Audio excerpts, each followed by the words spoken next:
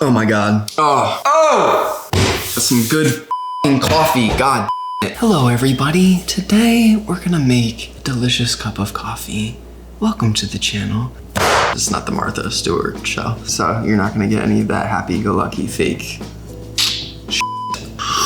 I'm gonna show you exactly how to make the best cup of coffee you've ever had in your life, period. End of story. Using the Aeropress. I absolutely adore the Aeropress. It's really unlike any other coffee maker on the market. There's different ways to make coffee. Mocha pots, you have siphons, vacuum coffee makers, you have, traditional like pour over, automatic brewers. For me, the Aeropress is the perfect kind of crossover fusion of pour over drip coffee with, let's say, like a Hario V60 and a French press, right? With a French press, you're fully immersing the coffee in the water. You're getting a really bold cup of coffee with a lot of flavor, a lot of body, a lot of depth. And with pour over, that's gonna be a little bit more crisp, a little bit more clean. I love the Aeropress because you get all of that flavor and depth that you would get with French press brewing minus any of the sludge. It's that perfect fusion. You get the best of both worlds in one brewing device. Disclaimer, I'm not a coffee expert by any means. After an ungodly amount of tinkering and testing and making thousands of cups of coffee with the Aeropress, I feel like I've gotten it down almost to a science to where I know how to make and replicate what I think is damn near the perfect cup of coffee. What you're gonna need,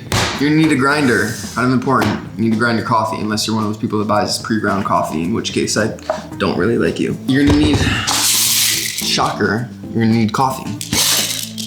Even more important than the grinder.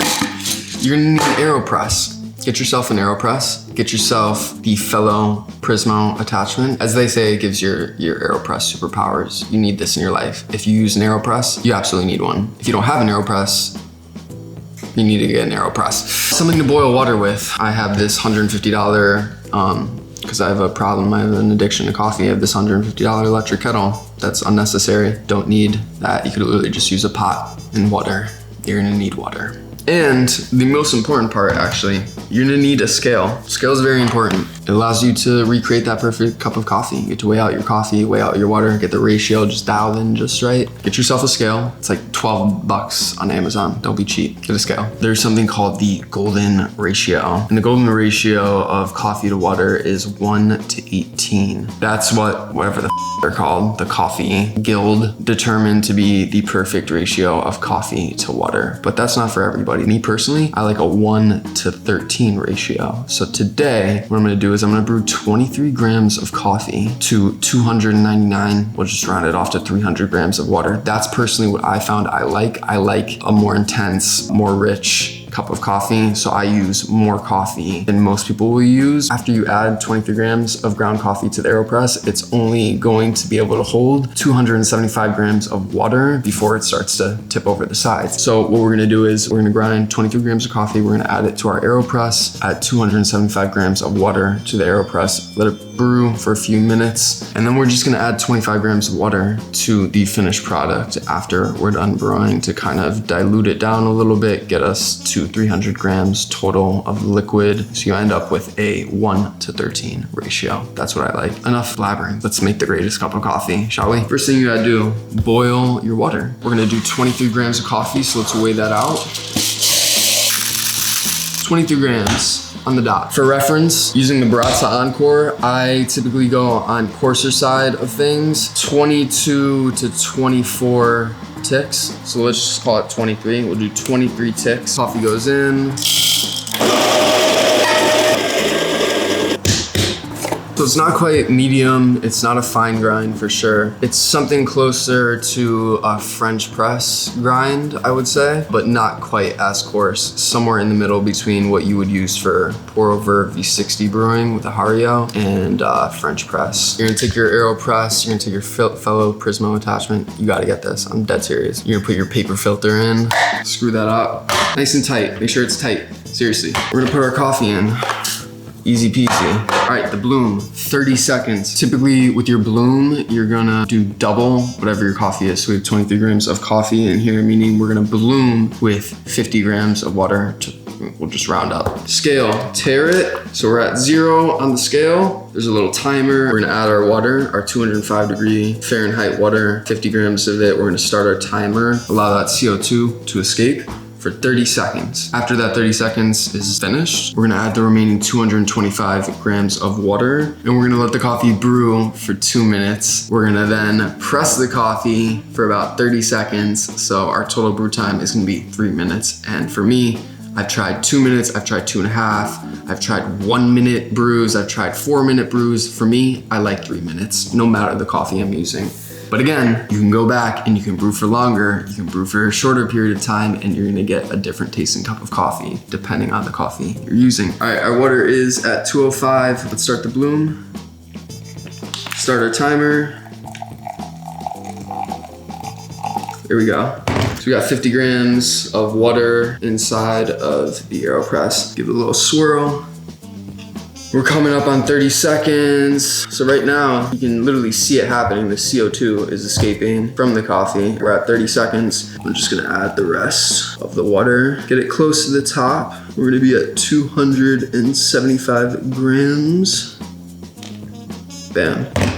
Almost on the dot. And then what I like to do, take a spoon, give everything a little swirl, make sure all the coffee is making contact with the water. We're almost done. This is literally could not be simpler. We're gonna let the coffee and the water brew together for 2 minutes. So once we're at 2.5 minutes on our little timer, we're gonna press down the coffee. That's why it's called an Aeropress. Press it. We're at 2.5 minutes. I'm gonna start to press this down and aim to be finished with all the water having gone through by 3 minutes.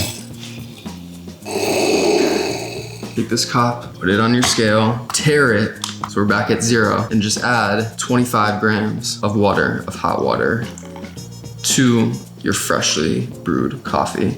We can stop our timer. Quick little thing, give it a little swirl. If you have the water sitting on the top, you want everything to commingle together. So why did I add the 25 grams of water? You don't have to. It just kind of dilutes it a little bit, brings everything down a little bit. Otherwise, it's a very, very intense cup of coffee, not in a bad way, but just that little bit of water for me, I think that just, it brings everything flavor-wise to like the perfect spot. That's literally it. The greatest cup of coffee known to man and woman. To the world, to Mother Nature, to Earth, right here with the Aeropress, with the Fellow Prismo. It's way too hot to drink right now. I'm gonna burn my mouth. Yeah, it's too hot. Don't drink your coffee too hot. People do that all the time. Let it cool down a little bit. You'll taste it better, trust me. So that's literally it. Full recap and recipe is below in the description of the video. If you have any questions at all, I'm happy to help. I'm not an Aeropress expert, I'm not a coffee expert, but I think I know how to make a pretty good cup of coffee. And for me, 23 grams of coffee to 300 grams of water in the final cup is really just, it's perfect. I think 3 minutes brew time is a great starting point. Again, that can be adjusted. Your grind sizes can be adjusted, whether it's on the coarser or the finer size, your water temperatures can be adjusted to really dial in that perfect cup of coffee. But I think that this is a perfect starting point. If you wanna go in and tweak, you can, you don't have to.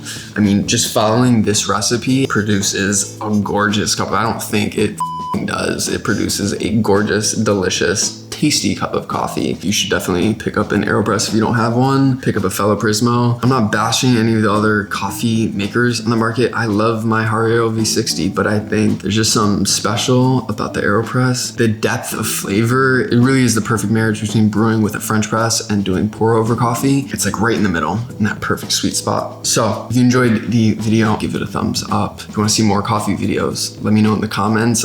There's a little button right down there, right where I'm pointing, right there. It says subscribe. Hit that subscribe button. Hit the like button while you're at it too, or hit the dislike button. Maybe you didn't like the video. That would be pretty uncool of you to do, but I don't have anything else to say.